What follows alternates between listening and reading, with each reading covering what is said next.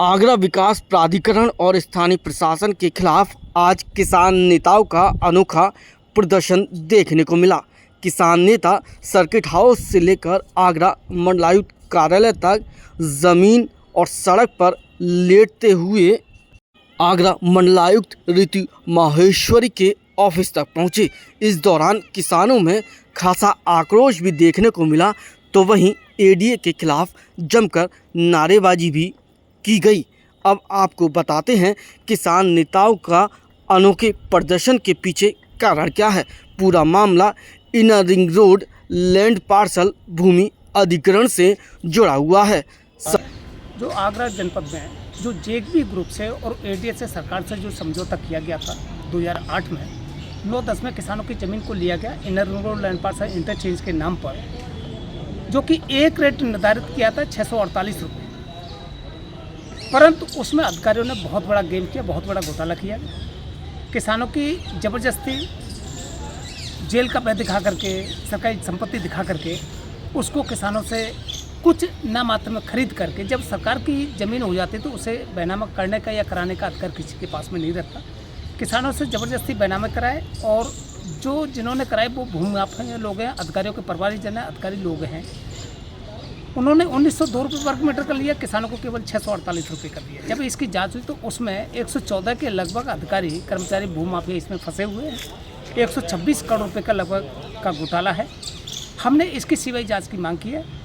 किसान नेताओं का कहना है कि आगरा विकास प्राधिकरण ने inner ring road land parcel के नाम पर किसानों से भूमि तो अधिग्रहण कर ली, लेकिन उसका मुआवजा आज तक नहीं दिया।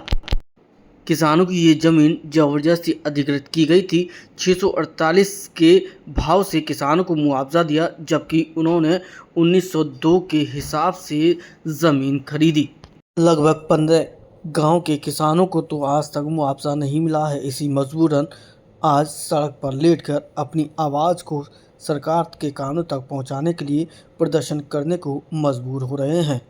उन्होंने दो टूक शब्दों में कहा कि इस पूरे मामले की सीबीआई जांच होनी चाहिए, क्योंकि 100 से अधिक अधिकारी और कर्मचारी इस पूरे भ्रष्टाचार में संलिप्त हैं। अगर सरकार ऐसा नहीं करती तो फिर 22 गांव के किसान इसी तरह से प्रदर्शन करने को मजबूर होंगे। यानी 429/2021 को एफआईआर हुई थी मंडलायुक्त के आदेश पर, परंतु अभी तक उसमें न कोई चार्जशीट लगाई गई, न कोई किसी को गिरफ्तार किया गया। हमारी तो जिला प्रशासन सरकार से मांग है, सरकार कहती है हम किसान हितैषी हैं, किसान के पक्ष में काम कर रहे हैं, तो अगर यानी सरकार की कथनी करने में अंतर नहीं है तो उसको तत्काल प्रभाव से सीबीआई को सौंप दे, और जो दोषी है उसके चाहे चल अचल संपत्ति हो उससे वसूल किया जाए, और किसानों को 1902 रुपये या आज की रेट के हिसाब से 4 गुना मुआवजा दिया जाए, क्योंकि ये 22 गाँव का मामला है, किसानों से संबंधित है। अब देखते हैं कि सरकार इस पर क्या फैसला लेती है। अगर फैसला 3 दिन के अंतर्गत नहीं लिया तो किसान फिर पेट के बल चलकर, यानी घुटनों के बल चलकर या लेट करके प्रदर्शन कर मंडलायुक्त आवास तक जाएंगे।